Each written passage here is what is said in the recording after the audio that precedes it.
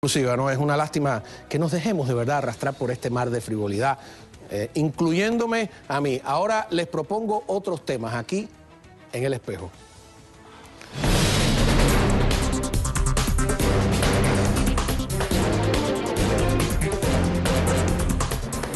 Bueno, muy buenas noches, de verdad, bienvenidos al Espejo. Les tengo otra exclusiva. Antes de empezar por los amigos, quiero presentarles a otro periodista cubano que lleva apenas unos días aquí y que, bueno, está entre nosotros, no sé en calidad de qué, ya no me atrevo a preguntar mucho. Carlos Armando Cabrera, periodista cultural de la... Bueno, primero, bienvenido, ¿no? Muchas gracias por la invitación. Es un placer para mí estar acá compartiendo con ustedes en El Espejo. ¿Cómo no? Me dijiste que hay Canal Educativo 2 y Canal Educativo 1, ¿no? Sí, son dos canales de la televisión cubana que emergieron cuando la batalla de ideas en Cuba, no sé si recuerdan, cuando el niño Elian, todo aquel proceso, pues estos dos canales se dedicaron a todo lo que se hacía con las teleclases. Y entonces, bueno, pues a raíz de algunos cambios que se han dado en el Instituto Cubano de Radio y Televisión, el ICRT como conocemos en Cuba, estos canales cambiaron su programación y fue cuando tuvieron, ¿no? O tuvimos mayor participación los periodistas cubanos. Y bueno, en mi caso yo era periodista del Canal Educativo 2 y también hacía colaboraciones en el Departamento Cultural del Noticiero Nacional de Televisión. Cómo no, pues bueno, bienvenido. Ahora vamos a conversar contigo. Tenemos aquí a mi izquierda Carlos Margolles, ¿verdad? Que es jefe nacional de divulgación de la Asociación de Cantineros de Cuba. ¿Eso era allá o aquí? Allá, en Cuba. Qué interesante. Así que había una oficina nacional de divulgación de la Asociación de Cantineros de Cuba. Ni idea tenía, te soy sincero, ¿no? Se creó la Asociación de Cantineros, que anteriormente se llama el Club de Cantineros de Cuba, que se apreció a principios del 60. Se constituyó después la Asociación de Cantineros de Cuba, donde se preparan los grandes bartenders, que de ahí salen a competir a los panamericanos, coctelería, campeonatos mundiales, se hacen masterclass. Grandes campeones de Cuba tienen a través de la Asociación de Cantineros, por los cursos que se supera y que ha ayudado a mejorar la calidad de la cantina tanto en Cuba como también aquí en Miami. Y viene recomendado por Armando de Armas, que es amigo de la casa, escritor y periodista. Cliente de acá. Cliente, ¿no? ¿Ah, sí? Qué bien, ¿qué tal?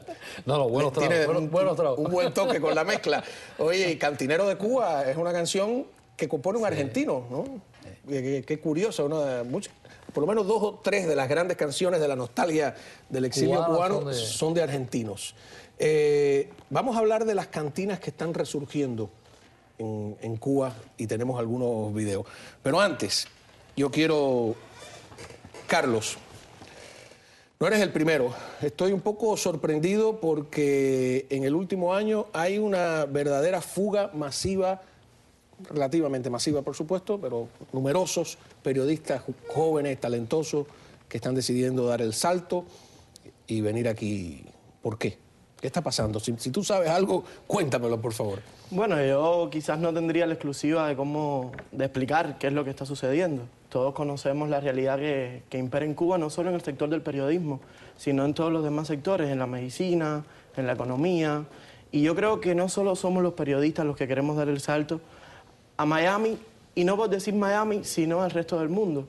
Yo creo que a los cubanos nos sirve irnos para cualquier lugar, como se dice en buen cubano. Yo creo que eso está dado también por la falta de empleos que tenemos en Cuba, quizás por las personas que nos dirigen a la hora de que uno llega a enfrentarse a la vida laboral.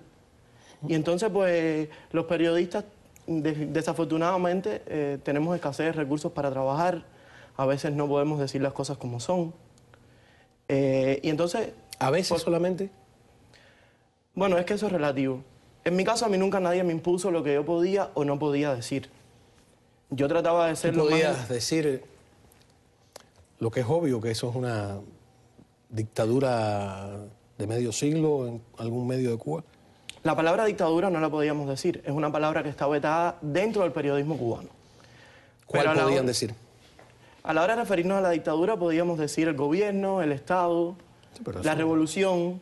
Entonces son palabras que ya como que están incorporadas en nuestro léxico. Y desde que entramos a la facultad de estudiar... ¿Y cómo dices que ese Estado, ese gobierno, esa revolución es una dictadura. Tampoco creo que lo podías decir, ¿no? No, no lo podía decir. Yo, afortunadamente, no lo tenía Digo, que porque utilizar cuando- mucho porque hacía trabajos culturales y era una facilidad dentro del periodismo cubano. ¿Tú crees Para que mí, la cultura tiene un escape mayor? sí, tiene un escape mayor dentro del periodismo que hacemos allá. Ajá.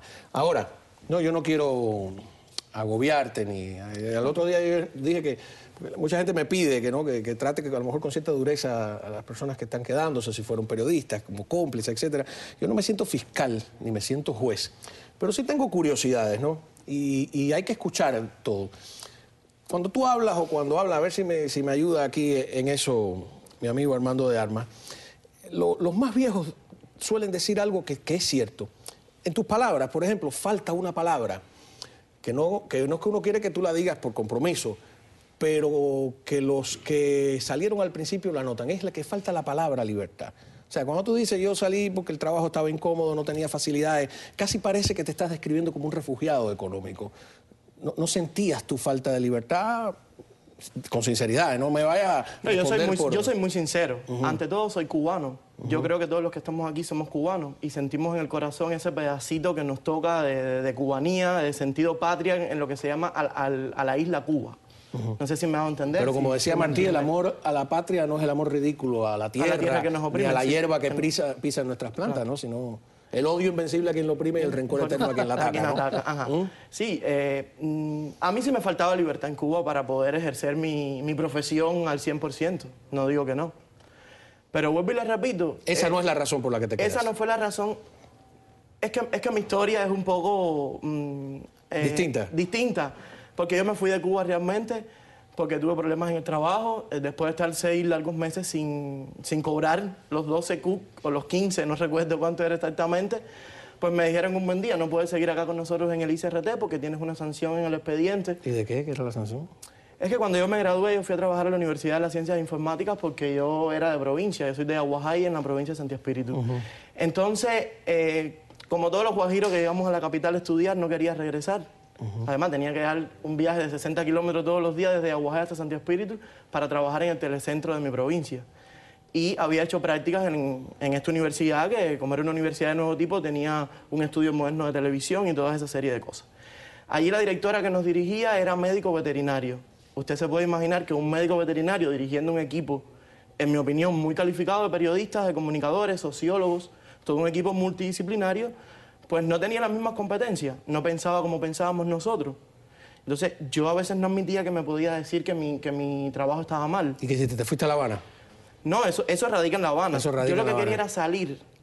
Yo me quería ir al ICRT, donde tenía profesores y ¿Pero por qué personas fue la que me sanción? enseñaron. Porque yo le dije que yo no quería continuar ahí, le pedí la baja indistintamente. Pero una sanción disciplinaria, no Una es de medida carácter político, disciplinaria. no es nada que tú tenías. Y así todo Pero repercutió. ¿Y por qué no te pagaban? O sea, no, porque a la hora de yo salir de la UCI, que ya yo tenía mi carta de traslado, porque yo estaba haciendo el servicio social, el llamado adiestramiento en Cuba, cuando terminó la carrera universitaria, ella pues no me quiso dar este cumplimiento de servicio social y me dice que no me daba la baja.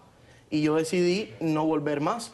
Y cuando voy con la carta de cambio, me dice que no, que lo que tenía era la medida disciplinaria. Entonces, una reivindicación social, disculpa que te interrumpa, cada vez se ve más en Cuba que en vez de reivindicaciones políticas hay reivindicaciones sociales. Salario, eso de que no te pagan el salario, yo creo que desde el año 30 no se veía en Cuba, ¿no? Y es interesante. No, yo creo que es interesante lo de las reivindicaciones sociales, pero yo creo que aquí hay algo que no se puede perder de vista. Todo eso que él ha contado solo puede ocurrir bajo una dictadura disparatada como es la cubana.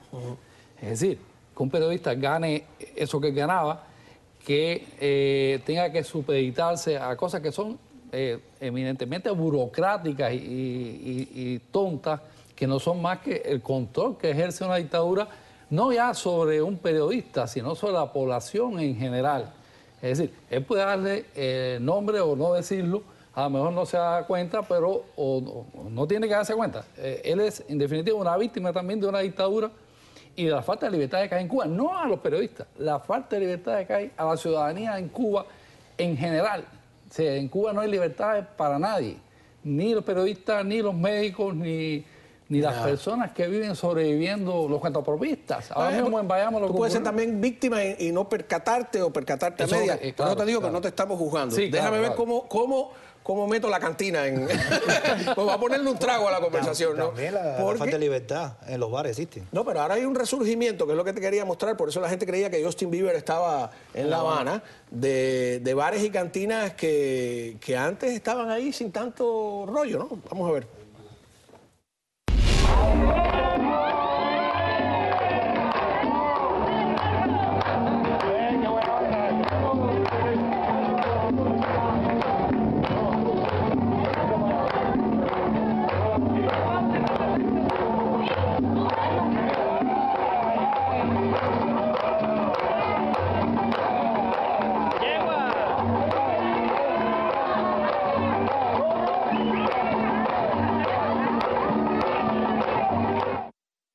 ¿Conoces el lugar?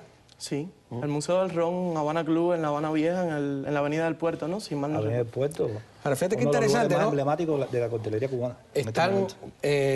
Están los extranjeros, yo supongo que son extranjeros, ¿no? Por su blanca palidez, están ahí. Y entonces, como la canción aquella, ¿no?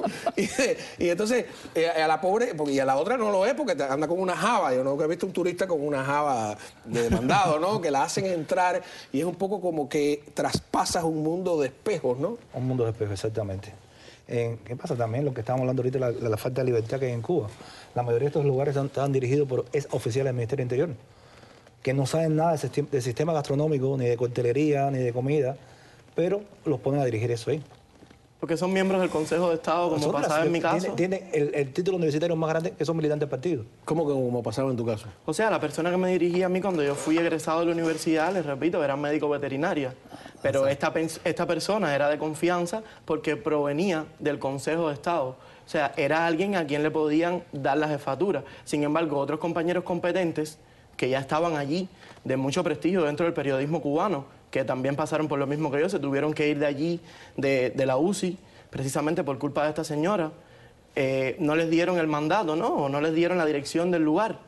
Y ella como que tenía afinidad con las personas del gobierno, era creíble, que es la palabra que se utiliza en Cuba para los directivos, pues nos dirigía a un grupo de periodistas y nunca entendí, ni voy a entender, un médico veterinario, cómo podía dirigir a periodistas, repito, sociólogos, comunicadores. Y entonces, pues, evidentemente pasaba lo que nos ocurrió. Parecía que estaba dirigiendo realmente reces y no personas. En los bares en Cuba desmovilizaban menín de prisiones, dirigiendo cafeterías. Yo radiqué muchos años en el Museo Nacional de Bellas Artes, uno de los lugares más bonitos de Cuba. Y dirigían personas que no sabían nada en la parte de los bares. Pero bueno, tenían eso, que eran los hombres de confianza del sistema, no la calidad del trabajo. La propaganda del gobierno cubano llega a los lugares más increíbles. Hay un medio hermano de Ramiro Valdés, cuyo hijo, por cierto, es muy amigo mío, Oscar Tito Valdés, era el vendedor de La Habana Club en comercio exterior hace muchos años. Y él nos contó que el gobierno cubano se dio cuenta de que parte del éxito de Bacardí era que cuando tú pedías un Cuba Libre en cualquier lugar del mundo, la receta decía, no decía ron con Coca-Cola, decía Bacardí con Coca-Cola. Y ellos desarrollaron una campaña oficial desde el gobierno a través de embajadas, de todo, imagina, con todos los recursos, para que en vez de ser Bacardí con Coca-Cola, apareciesen las recetas diciendo ron con Coca-Cola y si era posible Habana Club con Coca-Cola. Tú imaginas un gobierno entero dedicado a semejante tarea, es una pelea desleal. Por eso hay gente que se dedica a cosas increíbles, ¿no? Como esta santiaguera que baila para ganarse la vida literalmente patas arriba.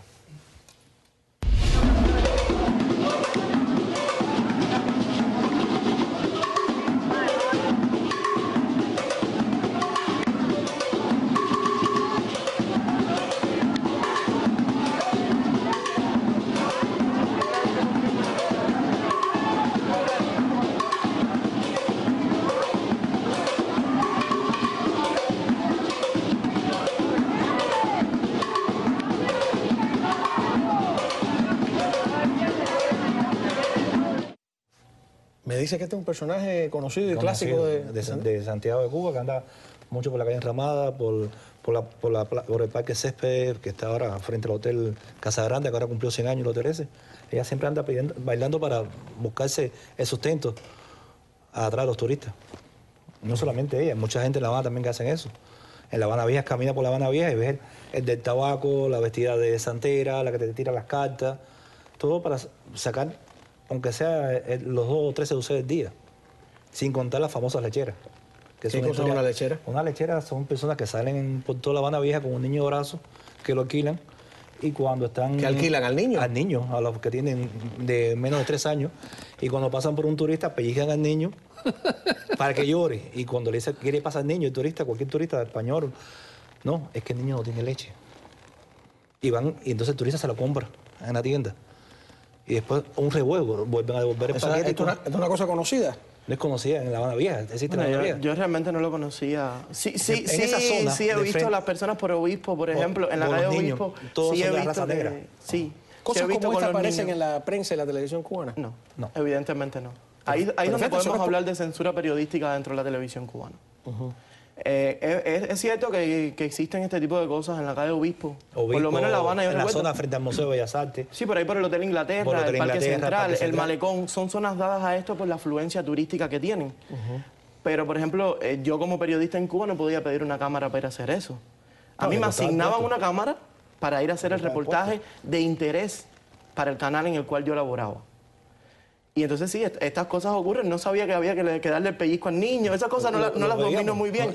Pero sí las he visto y sí he visto que el turista se acerca y bueno, los ayuda. En muchos de los casos, déjeme le digo, que esta persona gana más que un profesional cubano. Estas personas que se dedican a esto ganaban más que yo. Pero nadie piensa en el niño, su abuso infantil, caballero. Es que perdemos la perspectiva. En Cuba estamos muy locos. Esto es tan loco que en cualquier momento tú vas a tener aquí en 10 años al niño traumatizado con los pellizcos. Y yo entrevistándolo ya viejito así. ¿Y Fidel tú crees que se caiga este año, muera? Mira, nos vamos a una pausa antes de que... A ver, ojalá en la pausa pase algo, ya regresamos.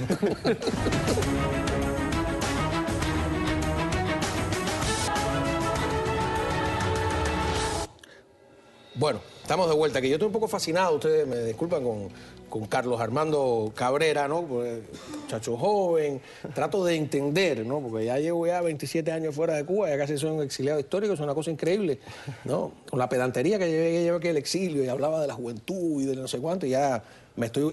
Pero eso es dramático, ¿no? Eso es dramático porque, repito, es una dictadura que supera el ciclo humano y tiene un daño que es de carácter antropológico. Empieza a haber una distancia entre tú y yo, por ejemplo, que ya es más que generacional, es vivencial, y entonces eso es grave porque se cortan los lazos. Yo hacía 21 años no veía a mi papá. Qué horror, ¿no? Cuando lo vi, prácticamente ya no nos conocíamos. O sea, que lo dejaste ver 6, 7 años. Yo tendría 6 años cuando él vino para este país. Y tenía unos hermanos trillizos, un gran orgullo para mí. Hoy le comentaba a mi hermanito jugando básquet que yo decir que tenía unos hermanos trillizos era un orgullo. Y no lo... ¿Trillizos idénticos? No son idénticos, pero sí se parecen mucho. Y entonces, o sea, cuando vi a esos niños fue una emoción muy fuerte. Soy más que sincero, sentí más emoción al abrazarlos a ellos que a mi papá. Claro.